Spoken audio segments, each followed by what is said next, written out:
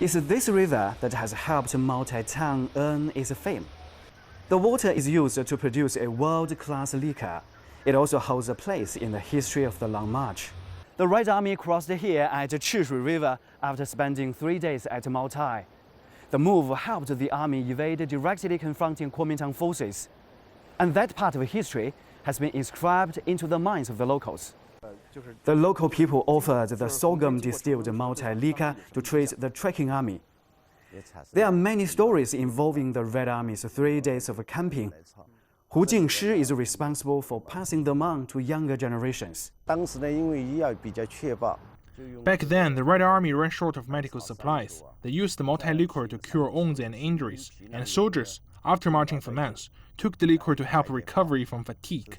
They paid for the consumed liquor for putting money beside the liquor jars.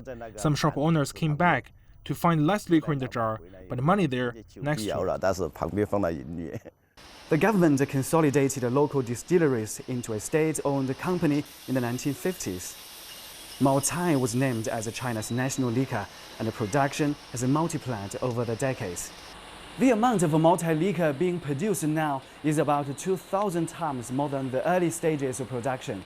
The industry has really grown to be a pivotal part of the local economy. The total assets of Maotai Group now have added up to 100 billion yuan. It brought in operating revenue of over 40 billion yuan last year. Liquor production forms the pillar of Renhuai's economy. The industry contributes to 90% of the city's tax revenue, and more than 85% of that comes from Maotai Group. The company also accounts for 63% of the public budget. It has greatly boosted local fiscal revenue. The site where the Red Army in the Long March stayed has now become a tourist attraction.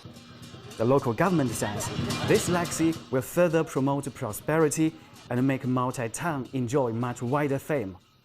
Meng Qingsheng, CCTV, Renhuai, Guizhou Province.